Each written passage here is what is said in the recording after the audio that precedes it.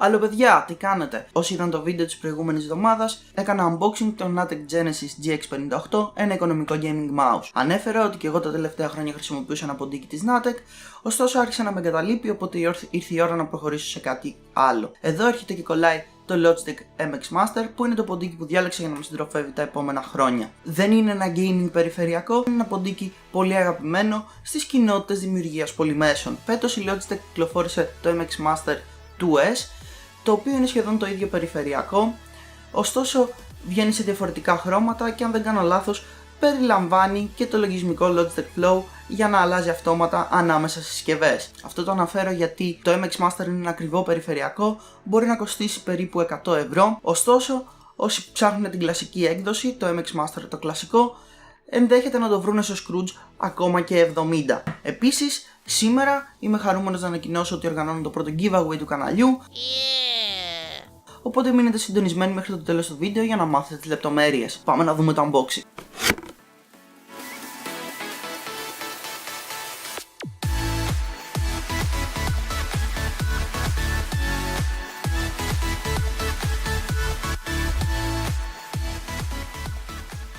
Η συσκευασία είναι κλασική σε αντίθεση με το ποντίκι το ίδιο, το οποίο έχει πολύ ιδιαίτερα πράγματα πάνω. Το μεταλλικό αντικείμενο στο πλάι δεν χρησιμεύει κάπου, είναι απλά ο μαγνήτης που κρατάει το μπροστινό μέρος του κουτιού, οπότε μην το αφαιρέσετε όπως έκανα εγώ.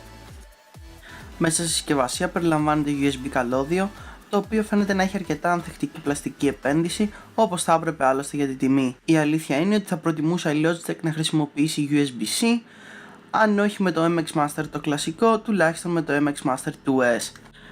Μέσα στο κουτί βρίσκουμε το USB adapter για τη σύνδεση του ποντικού, τον οποίο η Logitech ονομάζει Unifying, γιατί μπορεί να συνδεθεί με όσες άλλες 5 συσκευές Logitech αν δεν κάνω λάθος, και μπορεί να αντικατασταθεί με έναν ίδιο από άλλη συσκευή Logitech σε περίπτωση που πάθει πρόβλημα.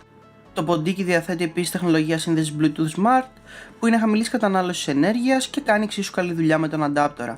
Μπορεί να συγχρονιστεί με ως 3 συσκευές ταυτόχρονα και να αλλάξει ανάμεσά τους με το κουμπί στο κάτω μέρος του. Ένα ιδιαίτερο χαρακτηριστικό βρίσκουμε στη ροδέλα του ποντικού, η οποία δουλεύει όπως κάθε άλλη, αλλά άμα της δώσουμε μια πιο δυνατή όθηση, ξεκλειδώνει γυρνώντας συνεχόμενα, επιτρέποντας να κάνουμε scroll down ή scroll up πολύ γρήγορα όπως κάνουμε σε μια οθόνη αφής.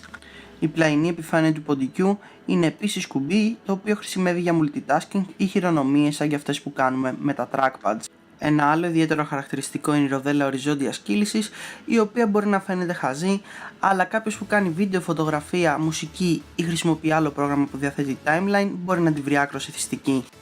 Τέλος, βρήκα πολύ ευχάριστο το Logitech Options, ένα λογισμικό μινιμαλιστικού χαρακτήρα για τη διαχείριση του ποντικού, το οποίο δουλεύει εξαιρετικά σε Mac και Windows. Μας αφήνει να παραμετροποιήσουμε όλα τα χαρακτηριστικά του ποντικού και όλα τα κουμπιά του, να δούμε την μπαταρία, τον τύπο σύνδεσης, να προσθέσουμε άλλες συσκευές, αλλά το καλύτερο μας αφήνει για κάθε εφαρμογή να ρυθμίσουμε το ποντίκι ξεχωριστά. Λοιπόν, εκτός από το ποντίκι, σχεδιάζω να αλλάξω και το πληκτρολόγιό μου στον επόμενο καιρό. Για την ακρίβεια, έχω παραγγείλει ήδη πληκτρολόγια από τον Gearbest, απλά έχουν καθυστερήσει να μου έρθουν και θα αλλάξω το πληκτρολόγιό μου για 3 λόγους. Ο πρώτος είναι ότι, αν παρατηρήσατε, πήρα το MX Master σε ένα λίγο ιδιαίτερο χρώμα που λέγεται Stone, είναι έτσι λίγο vintage και δεν ταιριάζει δίπλα στο μαύρο κόκκινο πληκτρολόγιο που είχα μέχρι στιγμής, δείχνει αρκετά άσχημο. Ο δεύτερος λόγος είναι ότι θέλω να προχωρήσω σε μπλε μηχανικούς διακόπτες, γιατί μου αρέσει αυτή η αίσθηση του κλικ και πιστεύω ότι θα είμαι πιο ικανοποιημένος με αυτούς. Και ο τρίτος λόγος είναι, αν παρακολουθείτε το κανάλι, ξέρετε ότι χρησιμοποιώ ένα Hackintosh και το πληκτρολόγιο είχε κάποια προβλήματα συμβατότητας με τα Mac, ωστόσο με τα Windows φυσικά δουλεύει μια χαρά. Οπότε το παλιό μου μηχανικό πληκτρολόγιο έχω σκοπό να το δώσω στο giveaway. Είναι ένα Cooler Master CM Storm Trigger με Cherry MX Red dιακόπτες. Είναι σε πάρα πολύ καλή κατάσταση και περιλαμβάνει και κόκκινο πίστιο φωτισμό με διάφορα modes. Το πληκτρολόγιο επίσης διαθέτει ένα USB 2 hub, το οποίο είναι λίγο αδύναμο, αλλά άμα θέλετε έχετε τη δυνατότητα να το ενισχύσετε με μετασχηματιστή, ο οποίος δεν περιλαμβάνεται στο κουτί. Τέλος, διαθέτει αυτό εδώ το πλαστικό για την υποστήριξη των καρπών, το οποίο έχω ταλαιπωρήσει λίγο και εδώ πέρα έχει σπάσει το αναποδαράκι, ωστόσο σας διαβεβαιώ δεν θα έχετε κανένα πρόβλημα, θα μπορείτε να το χρησιμοποιήσετε κανονικά. Τώρα, οι προϋποθέσεις για το διαγωνισμό είναι 2. Πρέπει να είστε subscribe στο κανάλι και πρέπει να αφήσετε ένα σχόλιο κάτω από αυτό το βίντεο σχετικό με το Logitech MX Master. Μπορείτε να συμμετέχετε μέχρι τις 25 του μηνός και εγώ την επόμενη μέρα Θα διαλέξω τυχαία ένα από τα σχόλια, χρησιμοποιώντας φυσικά λογισμικό για να είναι τα πράγματα δίκαια. Θα τσεκάρω τι είστε γραμμένοι στο κανάλι και θα ανακοινώσω τον νικητή στα social media του καναλιού και θα επικοινωνήσω μαζί του μέσω του YouTube, έτσι ώστε να συνεννοηθούμε για να του στείλω αυτό που κέρδισε. Αυτά από μένα για σήμερα. Κάντε share το βίντεο έτσι ώστε να έχουν περισσότεροι άνθρωποι την ευκαιρία να κερδίσουν το μηχανικό πληκτρολόγιο. Κάντε sub, like, follow. Εμείς θα τα πούμε στο επόμενο επεισόδιο. Όπως πάντα, see ya!